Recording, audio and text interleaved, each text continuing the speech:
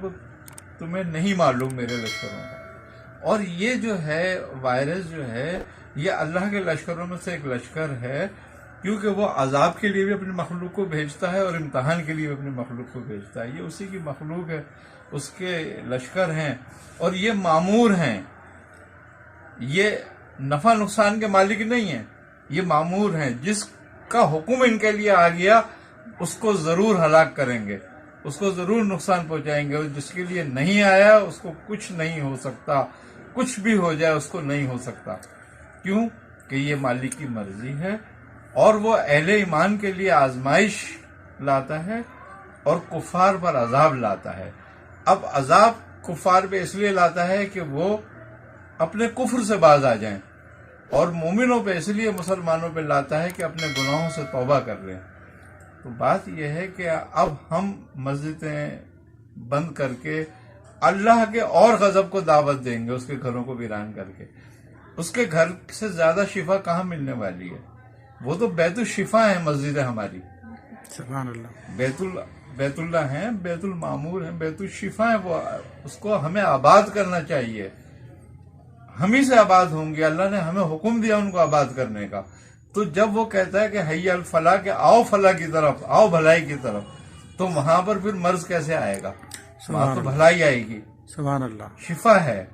اور ہم شفا کو چھوڑ کر اور موت کے خوف سے چھپ جائیں تو وہ کہتا ہے کہ اور ہم نے جہاں تمہارا قتل، تمہارا مرنا ٹھہرا دیا ہے وہاں تمہیں لے کے جائیں گے، سبحان اور اللہ. تم خود چل کر جاؤ گے ادھر مرنے کے لیے.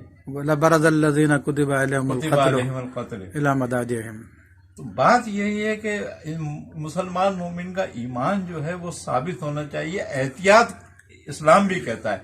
سرور عالم صلی اللہ علیہ وسلم فرماتے ہیں کہ اپنے بیمار اونٹوں کے ساتھ صحت مند اونٹوں کو نہ باندھو. احتیاط بہت اچھی ہے، لیکن ایمان اپنی جگہ پر ہے. ایمان مسلم ہونا چاہیے.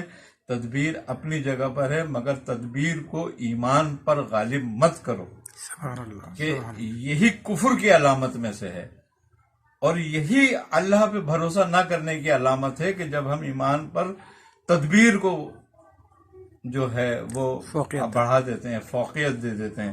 لہذا تدبیر ہماری اپنی جگہ ہے، احتیاطیں ہماری اپنی جگہ ہیں. اللہ نے تو ہمیں ایسی احتیاط بتا دی کہ 5 وقت مسواک کرو، 5 وقت وضو کرو، کوئی وائرس، کوئی بیماری تمہارے قریب نہیں ہوگی. سبحان اور وضو مومن کا ہتھیار ہے، بے شک. اور جب مومن ہتھیار سے لیس ہوتا ہے تو کوئی اس کے آگے مرض نہیں آتا، کوئی اس پہ حملہ آور اس کا حملہ نہیں کر سکتا بوقت کہ اللہ کا حکم اس کے لیے نہ آ جائے. سبحان اللہ. تو جب اللہ کا حکم آ گیا تو وہ پھر مجبور، بالکل مجبور ہے. پھر وہ راضی برضا ہے کہ آ گیا بس. موت کا وقت اس نے مقرر کر دیا، اور مومن کی تکلیف بھی انہیں مقرر کر دی بے شک. کہ جب مومن کو تکلیف آئے گی تو اس کے گناہ معاف کرے گا. اب ہمارے بعض گناہ ایسے ہو گئے جو ہماری توبہوں سے، ہمارے عمل سے ختم نہیں ہو سکتے، تو ہم پہ آزمائش لا کے ختم کرے گا ان کو. تو لہذا مسلمانوں کو چاہیے کہ اس پر اللہ کی ذات پر یقین رکھیں، اپنی عبادت گاہوں کو ویران نہ کریں، ان کو آزادہ سے آباد کرنے کی ضرورت ہے.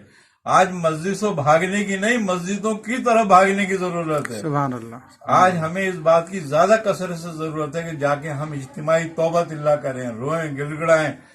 اب جب ہم اس جگہ اجتماع کریں گے اپنے اللہ کی مسجدوں میں، گھروں میں، تو ہو سکتا ہے اللہ ان کے درمیان ایسے بندے بھیج دے کہ جن کی دعاؤں کو وہ رد نہیں کرتا، سبحان اللہ. جن کے کہوے کو رد نہیں کرتا. اللہ ان کے وسیلے سے، ان کے ذریعے سے مسلمانوں سے یہ آفت ختم کر دے. آمین. بات یہی ہے کہ ہمیں احتیاط کے ساتھ، علاج کے ساتھ، تدبیر کے ساتھ ایمان اور دعا پہ بھروسہ رکھنا چاہیے.